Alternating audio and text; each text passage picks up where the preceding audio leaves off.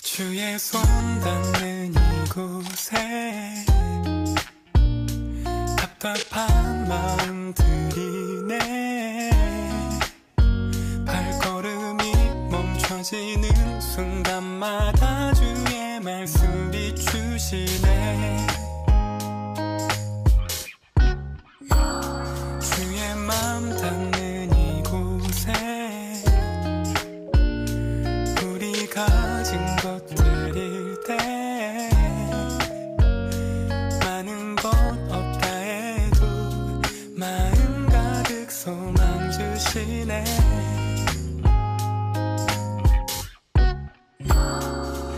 그 길 따라 비추시는 주의 마음 보내.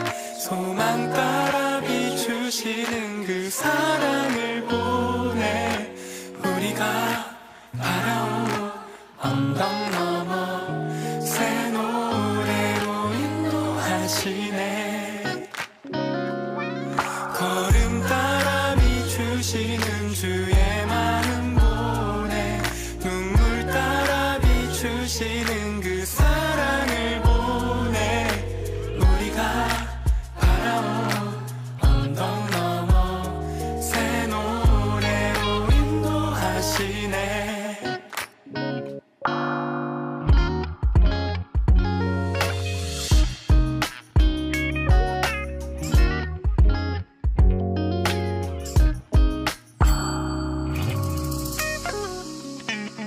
주의 마음 닿는 이곳에 우리 가진 것들일 때 많은 것 없다 해도 마음 가득 소망 주시네.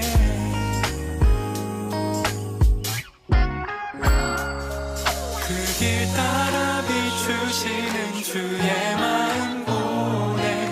소망 따라 비추시는 그 사랑을 보내. 우리가 바라온 언덕 넘어 새 노래로 인도하시네. 걸음 따라 비추시는 주의 마음 보내.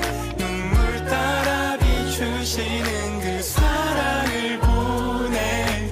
우리가 바라온 언덕 넘어 새 노래로 인도하시네.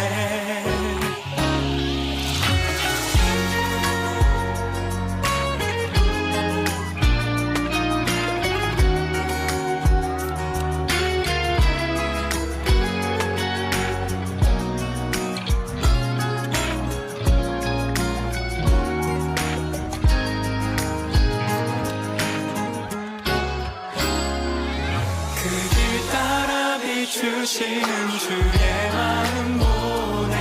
소망 따라 비추시는 그 사랑을 보내.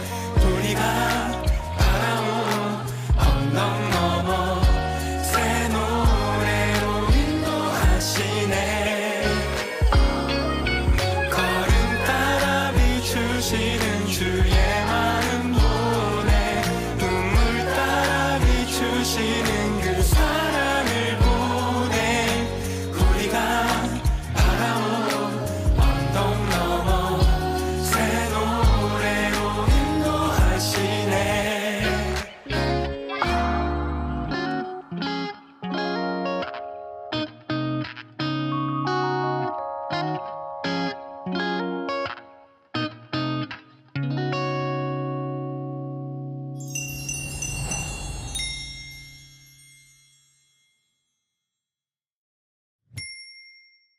말라기 3장 8절부터 10절까지 말씀. 사람이 어찌 하나님의 것을 도둑질하겠느냐. 그러나 너희는 나의 것을 도둑질하고도 말하기를 우리가 어떻게 주의 것을 도둑질하였나이까 하는도다.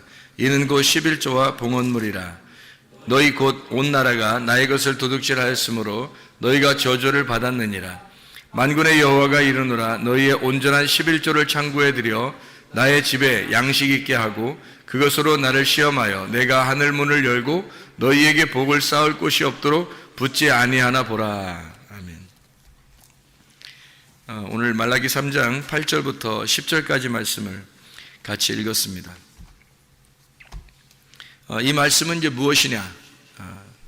이 말씀을 우리가 잘 이해하지 못하고 성경을 보면 이 말씀이 한낱 헌물과 11조 드리지 않으면 벌을 받겠구나. 그래서 잘 드려서 하나님을 시험해 보고 복 받으려면 헌물과 11조를 잘 드려야 되는구나. 이렇게 생각할 수가 있겠으나 그렇게 생각할 수도 있겠지만 그러나 우리가 좀 성경을 자세히 보면 여기에 두 가지의 이렇게 단어가 나오는데 중요한 두 가지 단어가 나오는데 자세히 보면은 조금 다르게 나와요. 어떻게 한번 봐봐요. 한번 어떻게 보면 말라기 3장 8절을 보면 뭐가 나오냐면 도둑질했는데 뭘 도둑질했는가 봤더니 11조와 봉헌물이라 이렇게 돼 있죠.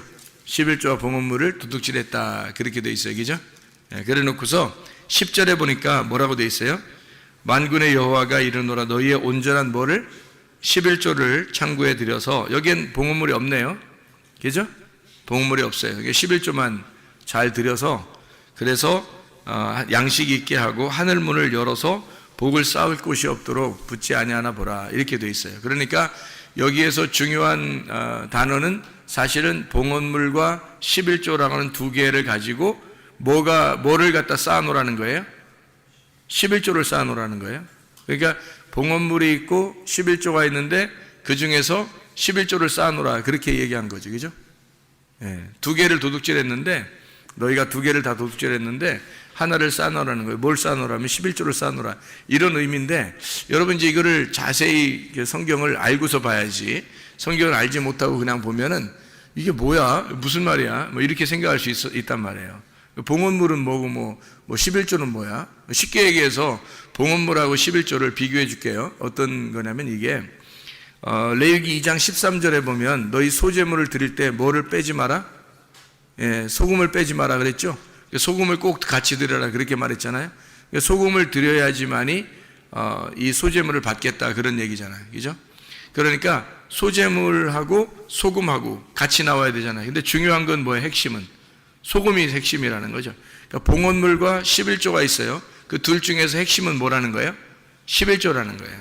그러니까 이렇게 이해가 되겠죠. 무슨 말이냐면 11조가 소금인 거고 봉헌물이 소제물인 거지.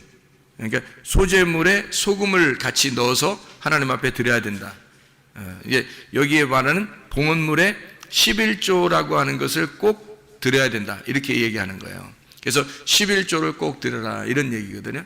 그러면 11조가 뭐를 나타내는 거예요? 10분의 1 돈을 얘기하는 거예요? 아니면 말씀이신 예수님을 말하는 거예요? 말씀이신 예수님을 말하는 거예요.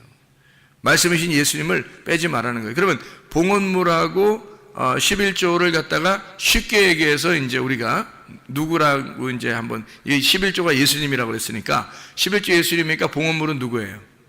나야지. 나도 드려야지 하나님 앞에.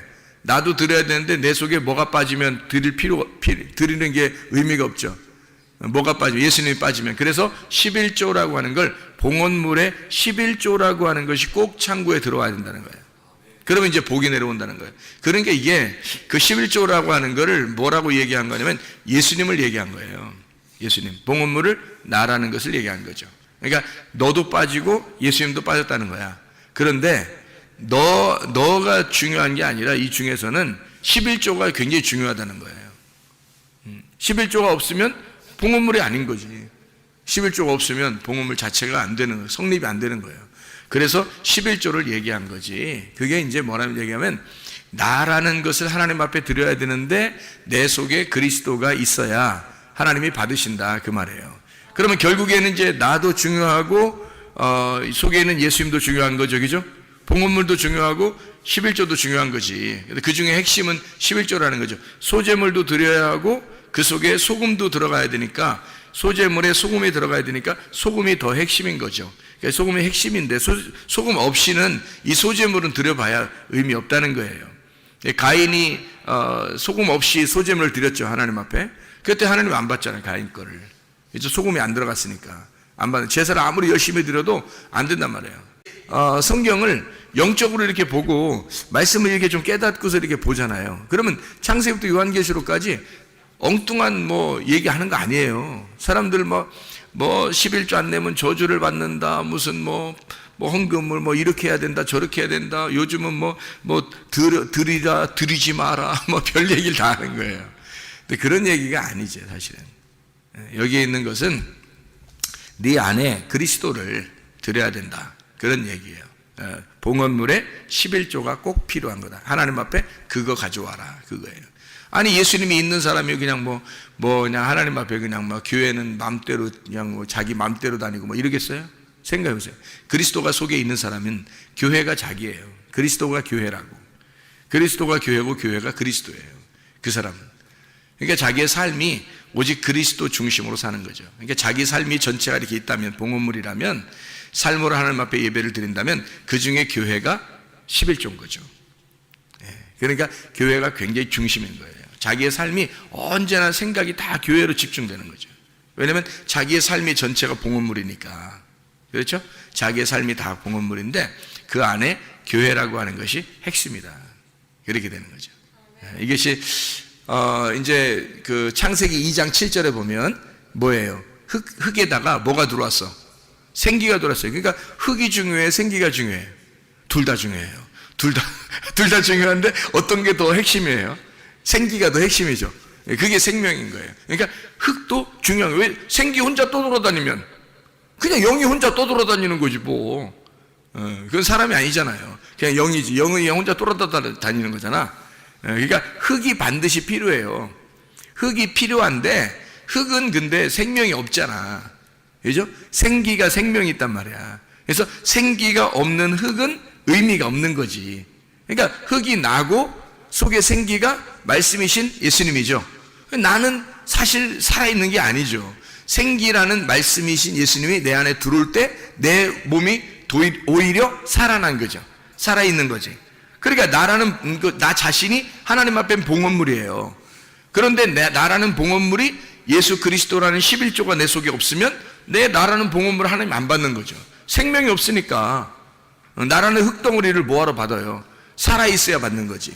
그래서 생기가 들어오면, 흙에다가 생기가 들어오면 이 생기를 가지고 있는 살아있는 홀이 되는 거예요. 하나님의 그 제사장, 하나님의 제사장이 돼서 에덴 동산을 지키는 자가 되는 거죠. 에덴 동산을 농사하는 자가 돼요. 예배하는 자가 되는 거예요.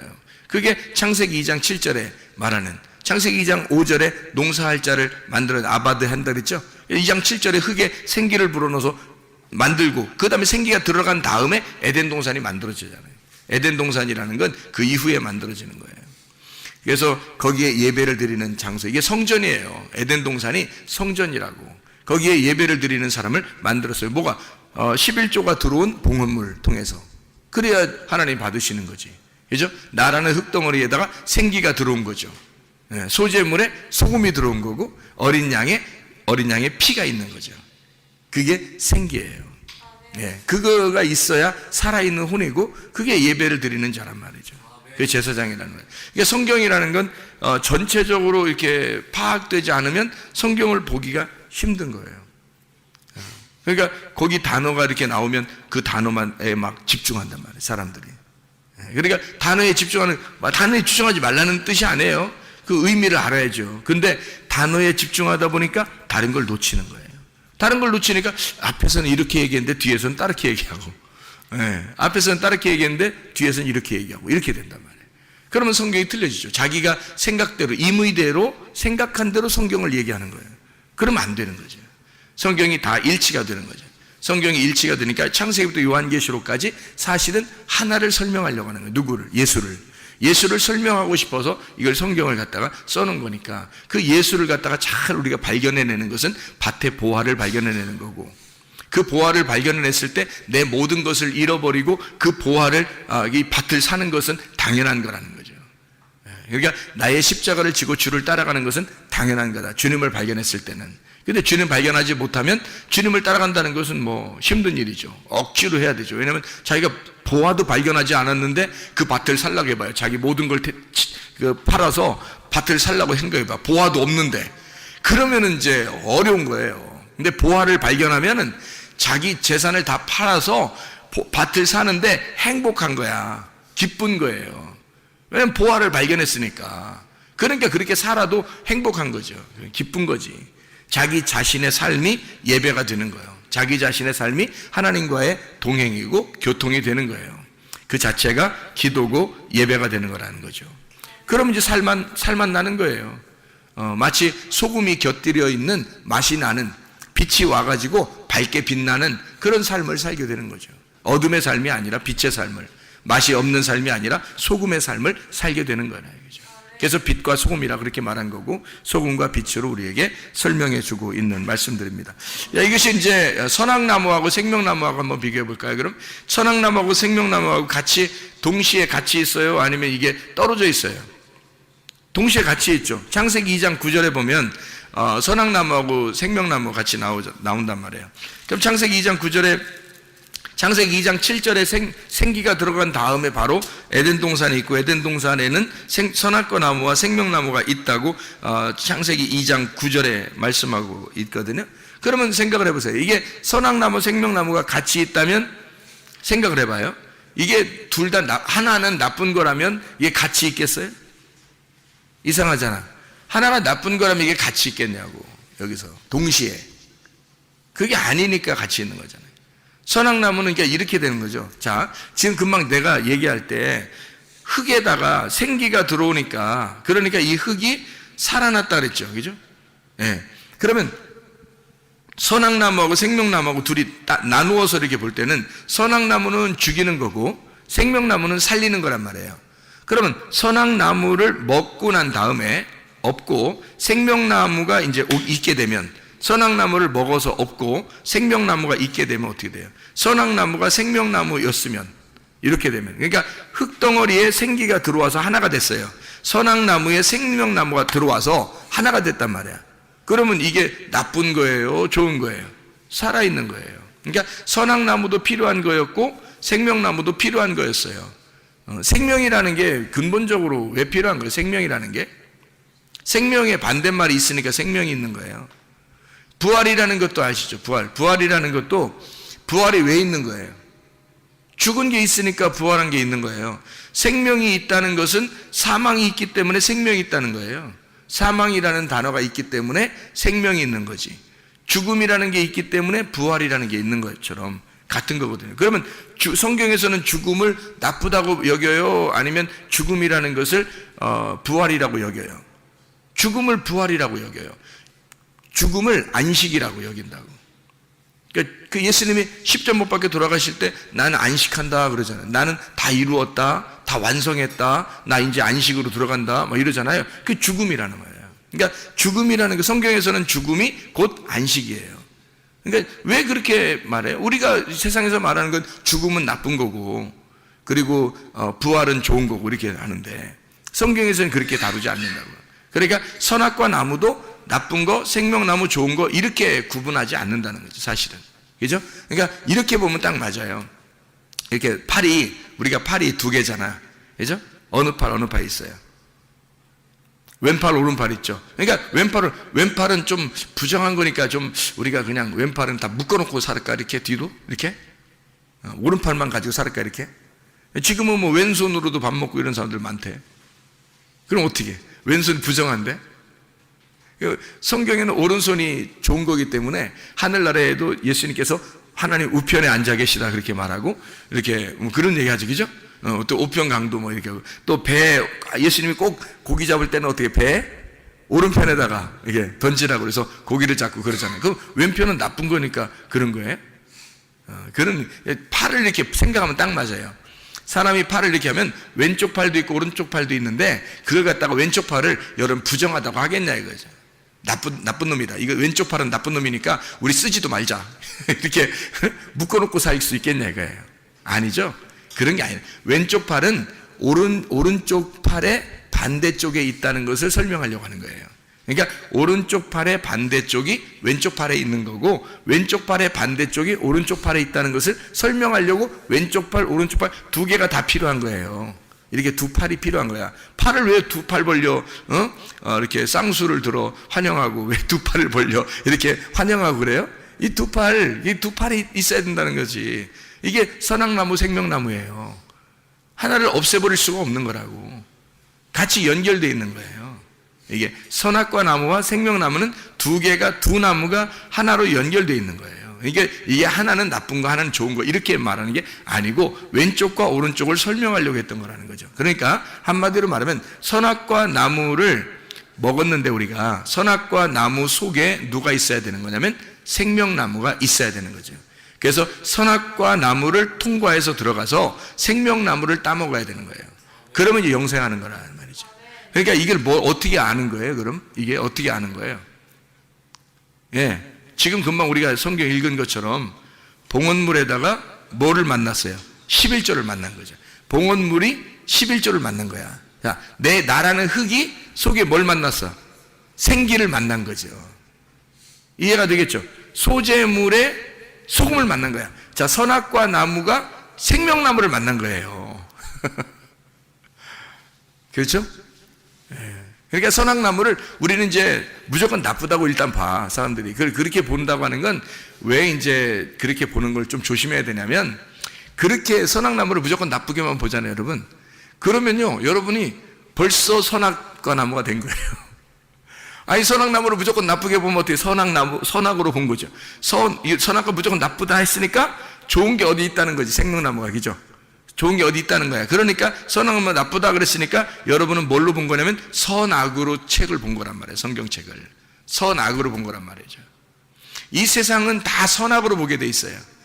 뭐 영화를 봐도 그렇고 생활하는 것도 그렇고 직장에서도 학교에서도 뭐 하여튼 이 세상은 모두 다 선악으로 보게 돼 있어요. 선악으로, 성경에서 선악나무를 먹지 마라는 말은 무슨 말을 하겠어요? 선악으로부터는 먹지 마라, 그 말이거든요. 선악으로부터는 먹지 마라. 그러면 선악으로 먹는 게 뭐예요? 세상이에요. 그래서 우리는 세상하고 친구 되지 말라는 게, 세상으로 친구 되지 말라는 게, 우리가 여러분 그럼 나가면 친구 하나도 없어? 하긴 뭐 교회 열심히 다니면요, 친구들, 세상 친구들 별로 없어져. 교회 열심히 다니면. 그럼 우리가 교회 다니면서 세상으로 나가서 뭐 이렇게 직장에서 만날 수도 있고 학교에서도 만날 수도 있고 또 뭐 떡볶이집에서도 만날 수도 있고 막 이러잖아요. 그러면 그건 우리가 뭐 세상 친구 아닌가? 우리도 나가서 세상에서 만나면 세상 친구죠. 그죠? 교회 안에 있는 사람들도 나가서 우리 교회에서 만났는데 이러면서 밖에서 친구 될 수 있잖아요. 그죠? 다. 그러니까 세상 친구 만나지 말라는 것은 세상 친구를 다 끊어버려라, 어떤 이런 의미겠어요? 그런 의미가 아니죠. 세상 친구를 어떻게 하지 말라는 얘기예요. 왜 친구를 사귀지 말라는 얘기야? 선악으로, 세상과 교회를 떨어뜨려서 선악으로 만나지 말라는 얘기예요. 선악으로 만나지 말라. 그러니까 세상 친구를 사귀지 말라는 거죠. 그게 다 끊어버리라, 뭐 세상 친구 한 명도 없어야 돼 너는, 이런 얘기가 아니라 세상이라고 하는 선악으로 판별이 되는, 선악으로 구분하는 세상하고 너는 떨어져 있어야 된다. 그래서는 안 된다. 선악으로는 먹지 말아야 된다. 그런 얘기가 되겠죠. 그러니까 선악나무를 먹어서는 안 되는 거죠. 뭘 먹어서 이 선악나무를 아예 생명으로 보게 되면 선악나무를 안 먹게 되죠. 생명으로 먹게 되죠. 그죠? 예. 선악을 먹었으니까 사람이 율법을 알게 되고, 율법을 아니까 죄라는 걸 깨닫게 되고, 죄라는 걸 깨닫게 되면 주님의 은혜를 구하게 되고, 주님의 은혜를 구하니까 생명나무 대신 예수님이 오시는 거죠. 그래서 우리가 그분을 먹고 구원받는 건데, 선악나무 자체가 생명나무라는 것을 우리는 알지도 못하는 때에 이런 일들이 벌어졌다고요. 이런 일들이. 그러니까 아담과 하와가 우리가 지금 시대도 아닌데 아냐고요. 모르잖아요. 우리도 모르는 사이에 그런 일이 벌어졌다고요. 그러면 그거는 이렇게 성경을, 그런 일이 벌어지고 이거 성경책에 써놓은 것은 여기서 성경책에 뭘 가르쳐 주려고 한 것이지, 세상에 그걸 갖다가 어떤 건 선악나무야, 어떤 건 생명나무야, 그거를 구분해서 설명하려고 했겠어요? 그거를 먹으라고 어떤 걸 먹지 마라 뭐 이래서 이런 얘기를 쓰려고 했겠냐고. 그런 게 아니라 선악나무 안에 생명나무가 있어요. 그래서 선악나무를 뚫고 생명나무를 만나야 돼. 그래서 이 속에 있는 하나인데, 이게 두 개가 나무가 하나인데 이 하나 안에, 선악나무 안에 생명나무가 있다는 것을 우리에게 알려주는 거예요. 이게 두 개로 이렇게 나누면 벌써 우리는 세상과 나를 완전히 구분해내는 거예요. 그래서 세상 친구 사귀지 말라고 할 때도 그렇게 사람들이 구분해서 막 교회와 세상을 구분해놓고 막 이렇게 한단 말이죠. 그런 의미가 아니에요. 성경에서는 그런 의미가 아니더라고요. 제가 이게 성경을 이렇게 은혜를 받고 이해를 하다 보니까 그런 의미가 아니고, 하나님은 여전히 세상에 있는 사람들도 사랑하시고 교회에 있는 사람들도 사랑하신다는 거예요. 모두 다 사랑하시는데 그 안에 핵심이 빠지면 안 된다, 이런 얘기거든요. 핵심이 빠지면 안 된다. 그래서 선악으로는 먹지 마라, 생명으로 먹어라, 이 말이에요. 그게 이제 생명나무, 선악나무예요. 그러니까 이것을 구분해 놓고 그렇게 이야기해서는 안 된다, 이런 얘기고요. 하나님이 많은 땅에서 땅이 이렇게 여러 이게 있잖아요. 흙이 있잖아요. 그 중에 하나의 흙을 선택을 해가지고 그걸 갖다가 빚어서 만들어가지고요, 생기가 불어넣어 들어가거든요. 그러면 여러 중에서 하나의 그 흙이 있잖아요. 여러 개의 흙이 있지만 그 중에 흙 한 덩어리를 딱 취해서 거기다 생기가 들어가잖아요. 창세기 2장 7절에 보면. 그죠? 그러면 이게 이제 뭐냐고, 이게. 하나님께서 이걸 선택하는 거죠. 우리가 그리스도의 생기를, 말씀을, 영생을, 우리가 이 생명을 얻게 된 것은 바로 하나님의 선택이에요. 하나님이 그 흙을 선택을 한 거예요. 이렇게 선택을 해서 거기다 생기를 불어넣은 거예요. 그러니까 우리가 이렇게 있는 거죠. 그러니까 우리가 잘나서 그렇게 된 게 아니라 우리 속에 이 가인이라는 사람이 있죠. 가인이 원래 누구냐면 나예요, 나. 그러면 가인이 난데, 아담이라고 하는 아담과 하와가 있는데 아담과 하와가 가인이라는 사람을 낳았어요. 그러면 이 가인이라는 사람을 낳았을 때, 첫 번째 아담이 가인이라는 사람을 낳았을 때 이 가인이라는 사람이 그냥 완전했다면, 그러면 더 이상 아벨이나 셋이나 필요 없죠. 그러니까 가인을, 아벨이라고 하는 자를 제사를 드림으로써 가인이 아벨의 제사를 드리고, 그리고 셋으로 다시 나타나야지 그게 이제 온전한 사람이 된다, 이런 얘기거든요. 그러니까 가인이 아벨을 드렸다, 그러면 가인이 아벨을 드린 것 자체가 뭐를 의미하는 거예요? 소제물에 소금이 들어간 거예요. 그러니까 소금이 누군 거예요? 그러니까 아벨인 거지. 그래서 가인이 혼자 제사를 드렸을 때는 하나님 안 받잖아요. 그런데 아벨을 갖다가 죽이니까 하나님이 나타나시죠. 아벨하고 이렇게 가인이 아벨을 갖다 드리니까 막 드린 거라기보다도 이게 죽인 거죠. 들에 나가서 죽였는데, 근데 그게 이제 아벨의 피가 그 땅에 쏟아졌어요. 그 모습이 다 누구의 모습이에요? 하나님의 아들의 모습이거든요. 하나님의 아들로 이 땅에 가인을 위해서 하나님의 아들이라는 아벨이 이 땅에 내려와서 그가 수증기처럼, 수증기처럼 이렇게 호흡이 날아가면, 그러면 셋이라는 하나님의 이름을 받게 된다는 얘기예요. 이렇게 가인과 아벨과 셋을 통해서 이렇게 연결되는 내용이죠. 그러니까 소제물에 소금이 필요한 것처럼 그런 말씀이에요. 그러니까 우리는 우리의 그 행함이라는 게 있죠. 행함으로 구원 받아요, 못 받아요? 못 받죠. 행함으로는 구원 못 받아요. 믿음으로 구원 받죠. 그죠? 그러면 행함 속에 만약에 믿음이 있다면 그럼 온전한 거죠. 그러니까 성경에서는 믿음이 있노라 하면서 행함이 없으면 어떻게? 죽은 믿음이다, 그렇게 되잖아요. 그러니까 행함으로는 구원받을 수 없어요. 그런데 행함 속에 믿음이 들어가면 그 행함은 온전한 것가 된다는 거죠. 그게 이제 야고보서 2장이에요. 그러니까 야고보서 2장은 실천하는 믿음이잖아요. 그러니까 믿음이 있는데 이것을 행함으로 실천하지 않으면 그러면 의미가 없는 믿음이 되는 거예요. 그러니까 이건 그냥 하나의 생기와 같은 거죠. 믿음이라는 말씀, 생기와 같은 거예요. 그런데 이게 행함이라는 걸 통해서 이 믿음이 살아있는 거죠. 온전해지는 거잖아요. 그러니까 행함과 믿음은 같은 거라는 거죠, 이게. 그러니까 이게 함께 있는 거예요. 마치 이제 흙덩어리에 생기가 들어가 있는 것처럼. 그냥 흙덩어리 자체로서는 구원받을 수 없죠. 행위 자체로서는 구원받을 수 없어요. 그런데 그 속에 믿음이 들어가면 온전해진 믿음이 된다. 그러니까 행위 자체가 완전해진다, 그런 얘기가 되는 거죠. 그러니까 이렇게 그 속에 있는 그 속사람과 겉사람을 얘기하는, 속사람과 겉사람을 얘기하니까 껍데기와 알맹이를 얘기하는 거겠죠. 그죠? 그러니까 알맹이가 보호를 받으려면 뭐가 필요하다? 껍데기가 필요한 거예요. 그러니까 속사람이 진짜 보호를 받으려면 어떻게, 뭐가 필요해요? 겉사람이 필요한 거죠. 겉사람을 갖다가 그냥 겉사람을 다 없애버려. 그냥 때려. 겉사람을 때려. 겉사람을 찔러. 겉사람을 갖다가 이제 막 미워해.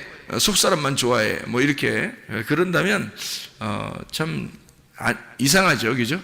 겉사람이 난데 이 속에 그리스도가 속사람인데, 그러면 속사람인 이 그리스도가 나로 인하여 이 속사람이 온전해지는 거잖아요. 그러니까 이 속사람인 예수가 내 속에 들어왔으면 나를 통해서 완전해지는 거예요. 자, 믿음이 예수님이죠. 행함이 나죠. 그럼 믿음이 내 안에 들어와서 내 행함을 통해서 믿음이 온전케 되잖아요. 예수가 살아있다는 것이 나를 통해서 온전하게 되는 거죠. 그렇죠? 예수님이 자기가 혼자 돌아다니면서 자기 온전하다고 할 수 있어요? 없어요. 예수님은 내 안에 들어오셔서 나를 통해서, 나라는 껍데기를 통해서 온전해지는 거예요. 그러니까 알맹이이신 예수님이 나라는 껍데기를 입고 그분이 주인이 돼서 활동하는 거죠. 그분 속사람이 예수님이 진짜인데, 주인인데, 나라는 겉사람을 통해서, 나라는 겉사람을 입으시고, 옷을 입으시고, 그리고 그분이 주인으로 활동하시는 거예요. 그분이 생명이니까. 나라는 흙덩어리를 입고 사신다고요. 그러니까 여러분 속에 그리스도가 들어오면 여러분이라는 겉사람과 예수라고 하는 속사람이 하나가 되는 거예요. 그런데 겉사람은 어떻게 돼요? 늘 후패해져요. 부패해져 간다고요. 그러니까 점점점 늙죠. 우리가 아무리 젊은이처럼 막 하려고 해도, 노력해도 늙어가요. 늙어간다고, 점점점. 그러니까 이 겉사람은 자꾸 늙어가는 거예요. 근데 속사람은 날로 새로워지는 거죠. 그러면 겉사람은 날로 이렇게 늙어가니까 나쁜 놈이에요? 그런 얘기가 아니죠, 그죠? 이게 속사람이 중요하다는 얘기지 겉사람이 나쁜 놈이라는 얘기는 아니잖아요. 그러니까 우리를 통해서 사실은 그 알맹이가 우리를 통해서 이게 드러나는 거예요. 나타나는 거라고. 이게 온전해지는 거예요. 우리는 그리스도를 이렇게 보호하는 거예요. 이 껍질로 보호하는 거예요. 그래서 어느 날 내 껍질이 불에 탈 때 이 껍질이 벗겨지는 날, 그날이 언제예요? 내가 죽는 날이에요. 내가 죽는 날이 껍질이 벗겨지는 날이죠. 그럼 알맹이만 나오잖아요. 그 알맹이 뭐였어요? 속사람이었어요. 내 속에 진짜인 영, 하나님 아들이었단 말이에요. 그분이 하늘나라의 주인이죠. 그러니까 내가 가는 게 아니라 하나님의 아들 예수가 가는 거예요. 그러니까 온전히 가면은 새 이름을 다 받잖아요. 그죠? 새 이름을 다 받아. 각자 새 이름을 다 받으니까 이름이 다 틀릴 것 같아? 아니에요. 다 예수가 되는 거죠. 하나님의 아들이 되는 거지. 그렇죠? 그렇게 하나님의 아들 예수로 되고 싶어요? 아니면 여러분 이름 가지고 그대로 가고 싶어요? 부모님이 주신 이름이라고 귀중하다고 그 가지고 그냥 가고 싶어요? 안 되지. 하나님의 아들이라는 예수의 이름을 우리가 받아야 된다고요. 그 새 이름을 받고 우리가 가는 거예요. 그분이 진짜인 나였으니까. 이제 나는 없어졌으니까. 나는 죽었고 그분이 나니까. 그러니까 그분의 삶을 살아간다면, 그러면 나의 삶이라고 하는 건 그분의 삶으로 다 모든 것이 바뀌어가는 거죠. 그렇게 바뀌어가는 삶이, 그렇게 바뀌어져 가는 과정이 애굽 광야 가나안인 거예요. 1층, 2층, 3층으로 올라가는 거예요. 점점점 깨달아가는 거예요. 이렇게 하나님의 아들을 점점 깨달아가서 열매를 맺는 거예요. 가나안 땅 들어가서. 그러니까 껍질이 이렇게 조금씩 벗겨지는 거죠. 껍질이 점점점 벗겨지면서 속에 있는 씨가 나오는 거예요. 그 속에 있는 씨가 나오는, 껍질이 벗겨지고 씨가 나오는 거를 성경에서는 할례라 그러는 거예요. 할례. 그러니까 알맹이를 드러내는 거죠. 껍질을 벗기고 알맹이를 드러내는, 그게 이제 할례라고 하는 거예요. 그러니까 뭐 굉장히 중요한 거예요. 그래서 왜 그걸 어떤 사람이 그래요. 여자는 할례를 안 하고 왜 남자는 할례를 합니까? 아프게 이렇게 따지는 사람이 혹시 있을지 모르는데, 누가 씨를 줘요? 남자가 주기 때문에 그런 거예요. 하늘의 아들, 하나님의 아들 예수가 그분만의 씨를 가지고 있거든요. 하늘의 씨를. 그래서 그분이 이 땅에 벗겨지셔서 내려오지 않으면 씨를 못 받아요, 우리가. 그래서 그분이 알맹이라고 하는 것을, 씨를 전달해 주기 위해서 내려오셨기 때문에 남자만 주는 거예요. 남자만 할례를 받으라는 거예요. 남자만. 왜냐하면 여자는 받는 거지 씨를 주는 자가 아니잖아. 여자는 알맹이가 아니에요. 껍질이지. 그러니까 껍질 속에 알맹이가 들어가는 거예요. 이렇게. 그래서 하늘에 있는 아들이 내 속에 들어오는 거라고. 그게 생기가 흙덩어리에 들어오는 거라는 거예요. 이게. 그래서 알맹이가 껍질을 입는 거예요. 그게 남자가 여자를 만나는 겁니다. 그날이 여자를 아는 날이죠. 신랑이 신부를 만나는 날이란 말이에요. 그게 얼마나 귀한 얘기인지 모르죠. 이게 비밀스러운 거죠. 그러니까 성경의 에베소 5장에 보면 신랑과 신부, 남자와 여자, 남편과 아내, 그리스도와 교회, 이것이 뭐라고? 비밀이라 그렇게 말하잖아요. 그죠? 신비하다 이런 얘기하죠. 놀라워요. 그러니까 신비한 거예요, 이게 성경이. 그걸 이제 이렇게 파헤쳐 나가는 거죠. 이게 파헤쳐 나가는 게 1층에서 2층으로, 2층에서 3층으로 이렇게 파헤쳐 나가는 거예요. 점점점 껍질이 벗겨지는 거죠, 이렇게. 눈꺼풀이 점점점 열리는 거예요. 이렇게 좀씩 열려서 탁 분명하게 뜨는 영적인 눈이 이제 1층에서 보는 눈하고 2층에서 보는 눈하고 3층에서 보는 눈이 틀린 거예요. 산 밑에서 보는 거하고 산 중턱에서 보는 거하고 산 꼭대기에서 보는 건 완전히 틀린 거죠. 산 꼭대기에서 보는 걸 호라우 했다고 그래요. 호라우. 완전히 영적인 눈이 열렸다. 바울 사도가 영적인 눈이 열린 것처럼 이렇게 열려버렸다 할 때 그때 계시를 받는 그 열림, 그게 호라우 열림입니다. 눈이 열렸다. 그렇게. 그러니까 이렇게 껍질 속에 알맹이, 소재물 속에 소금, 봉헌물 속에 11조. 그래서 11조를 너희가 창고에 들여놔라 이렇게 한 거예요. 봉헌물 안 나오잖아요, 그죠? 말라기 3장 10절에 봉헌물이라는 말이 안 나오죠, 그죠? 말라기 3장 그 앞에는 분명히 봉헌물과 11조라고 했죠. 말라기 3장 8절에는 그렇죠. 그런데 말라기 3장 10절에는 11조만 들여놓으라고 했잖아요. 봉헌물이 뭐니까? 너니까. 봉헌물이 너니까 네 안에 뭘 들여놓으라? 11조를 들여놓으라는 거죠. 그러면 온전한 봉헌물이 되는 거죠. 그게. 그 11조가 들어오지 않으면 온전한 봉헌물이 되지 않아요. 11조는 11조고 봉헌물은 봉헌물 되는 거죠. 그러니까 우리가 이 헌금을 드려도 말해요. 말씀이 육체로 오셨죠. 말씀이 육체로 오신 예수님이잖아요. 그러면 육체를 어떻게? 육체를 십자가에 매달아 죽으면 말씀이 남죠. 그러니까 육체라고 하는 물질을 하나님 앞에 드리면 그러면 말씀이라는 성령이 남는단 말이에요. 그게 진짜라는 거죠. 그렇죠? 그러니까 말씀이 육체를 입고 내려오는 게 하나님의 아들이 육체를 입고 내려오는 거가 먼저고, 먼저 내려오면 그것이 여기서 이제 껍질을 까야죠. 그래서 육체라고 하는 것을 십자가에 매달아 죽이면 말씀이라는 것이 남는 거예요. 그러니까 이걸 껍질을 까면 물질을 하나님 앞에 이렇게 십자가에 매달아 드리면 물질을 우리 자신을 십자가에 매달아 들어요. 그럼 뭐만 남느냐면 이게 십자가에 부활하신 예수만 남는 거예요. 그러면 그게 11조란 말이에요. 그 온전한 11조가 예수, 부활하신 예수님이라고. 그분을 가져오라는 거예요. 자기 아들을 좀 가져오라는 거예요. 그게 11조예요. 그러니까 진짜 여러분이 하나님의 아들을 만나지 못하면 예배는 안 되는 거죠. 11조가 없는 거죠. 11조 없는 봉헌물이 되는 거예요. 그러면 한마디로 말하면 흙덩어리만 앉아있는 거예요. 생기 없이. 그러면 안 되죠. 그러니까 생기가 들어와야 돼요. 하나님의 말씀이라는 그 생기가 들어와서 살아있는 자가 돼야 된다는 거죠. 그래야 여기 앉아있는 것도 예배가 성립하는 거예요. 네. 그런 얘기들을 이게 하고 있는 내용들이에요. 성경에서는. 이게 다 이게 들어보면 어떻게 해요? 일치가 되죠, 이렇게. 성경이라는 게, 이게 이렇게, 이래서 이때는 이렇게 얘기하고, 이때 이렇게 얘기했구나. 이 일치가 되는구나. 그게 복음인 거죠. 이게 일치가 안 되면 진리가 아닌 거예요. 사람이요, 진리라는 건 뭐가 진리냐면, 거짓이 없는 게 진리예요. 이게 감춰진 거 드러나면 그게 진리라는 거거든요.